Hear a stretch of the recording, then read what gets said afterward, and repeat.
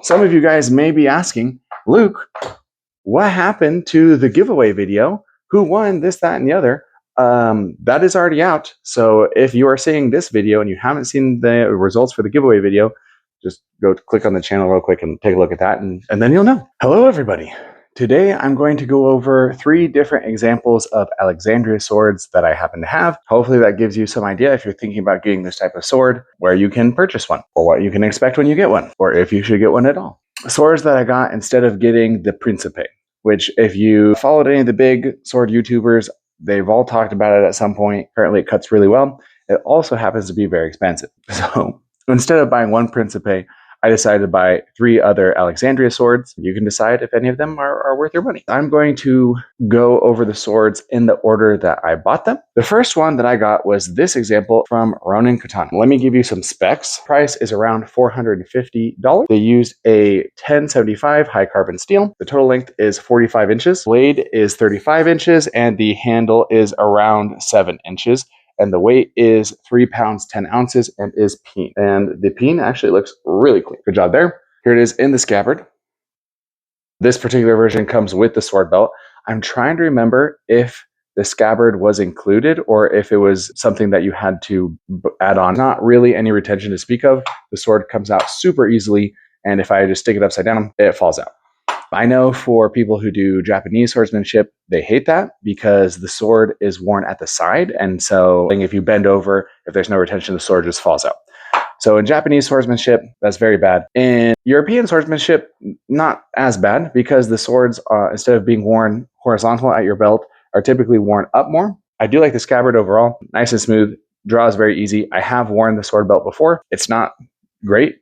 It's not terrible. It works. I was using it as part of a Halloween costume once. Probably wore it for maybe like 3 or 4 hours. It was not the most comfortable thing in the world. It's not the most terrible thing in the world. It's just fine. Right now I have the belt just tied around the scabbard because it's just easier to store that way. Have a nice metal cap here at the end. It is a wood core. No metal pieces here at all. So nothing to scratch up the blade or anything like that. Smooth in, smooth out. Rattles around a little bit. If you know anything about the oak shot typology, these are classified under the 18C. This is the first version I ever bought, and it does feel a little top heavy. I remember when I first got it, I was like, oh man, I don't know how big this tang is, but to me, it just doesn't feel super sturdy. I haven't done any amount of hard abuse with this sword. I've just done a little bit of water bottle chopping and things like that. At some point, the edge has taken a little bit of damage.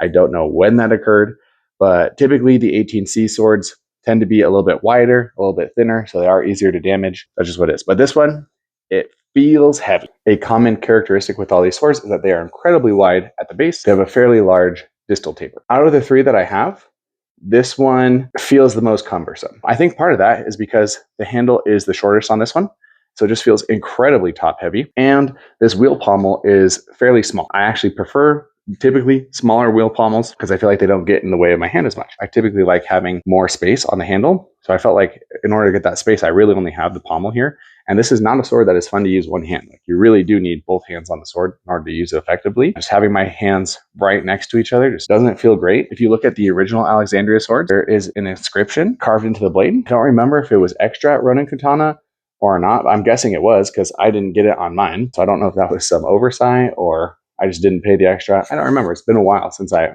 bought this one. If we're just looking at the handles, it has these ridges that feel fine for grip. The stitching here is not plush, but there's no hot spots there or anything like that. The leather just feels a little bit, I don't know, just to me, it doesn't resemble most European swords. I guess that's the best way I can put it. So there is that, which, you know, for the price point, this was, you know, $1,000 cheaper than Albion. I was like, I don't care. Out of the 3 swords that I have, I feel like this one is the most faithful, aside from the inscription missing, in the sense that the handle here is the smallest because the original Alexandria swords had shorter handles where if you were actually going to use it, your hands would be butting right next to each other. Personal preference, I dislike that. And I barely use this sword at all. And the crossguard on this one is loose. It has a little bit of a rattle. It did not come like that.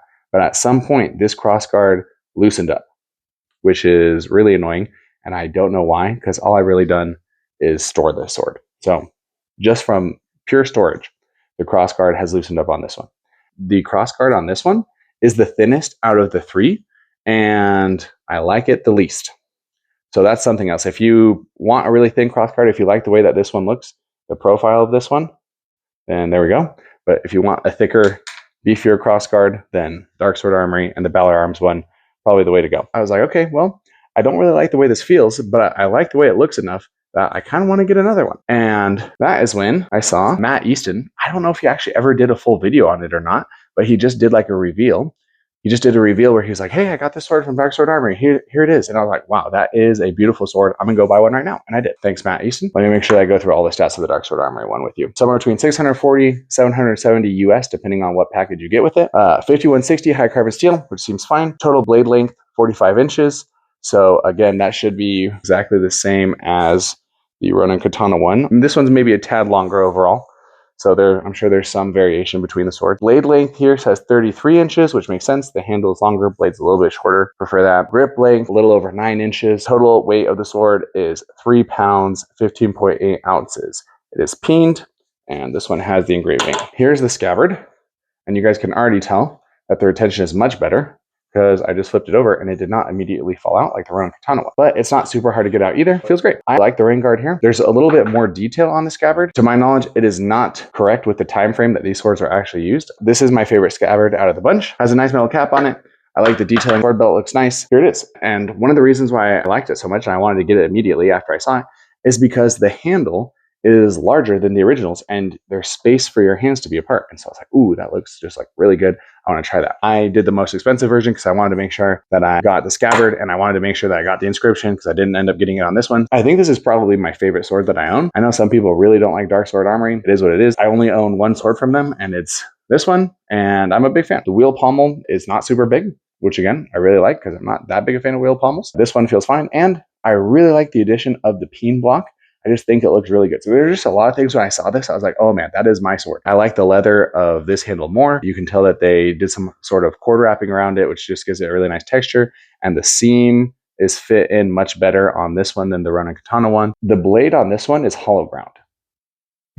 And you'll be able to see, hopefully, that there's a strong central ridge. I don't actually know if that is how the original was. Even though this one is heavier, it feels better. Even in one hand, it feels more maneuverable than the Ronin Katana sword. There is a little bit of a central ridge, but it's not as pronounced. On both of these swords, on the guard, the bit that swells here, there's a line, and in nice high-end swords, this part lines up with the central ridge of the sword.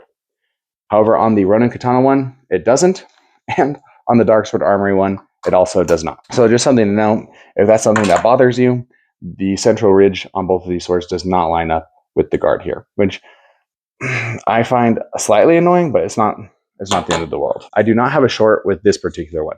I will have to do that at some point.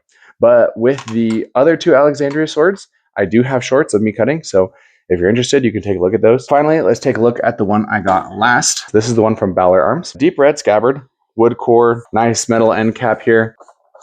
You guys might have been able to hear that. That was the blade scraping against the throat piece here. So if you were to go buy this sword now from Cult of Athena, their recent scabbards do not have this on it because they set it too high up, scrapes against the metal, every time you pull it in and out of the scabbard, which is annoying because it dulls your sword way faster. This color was not fit to the scabbard super well. There are some gaps there. And the gap in between the crossguard and the blade on this one was the biggest out of the three. I read somewhere that people would sometimes put beeswax there to waterproof their swords. So I was like, I want to try that. And so I did it with this one. I haven't put it in any water because I'm not trying to get it wet. Now, whenever I use the sword, you can smell the beeswax, and that's kind of fun because I like the way that beeswax smells. Something about this scabbard is the leather seems super wrinkly, which I don't love. Some nice detailing here, which is unfortunate because I wish this wasn't here. And this is the most detailed part. But the seam here looks nice, feels so incredibly light. If I was just closing my eyes and somebody handed me this sword, I would not be able to tell you that this was an 18C Alexandria sword. This wheel pommel is a tiny bit loose. Crossguard is totally fine. Again, haven't done anything super abusive with this. So the fact that this pommel is already a little loose is also really annoying. When I put my hand down, I can feel this move just ever so slightly. And it drives me bonkers. As far as lines go, this one seems the cleanest. And also same thing, this one is also hollow ground. Has a nice central ridge that's very prominent. The ridge of the crossguard almost meets up with the central ridge of the blade. It's just slightly off, but out of the three, this is the closest. Also has a nice beefy cross guard, which I like. And it just feels, this one you could use in one hand so easily. The handle's a little bit longer. Let me give you the stats on this one.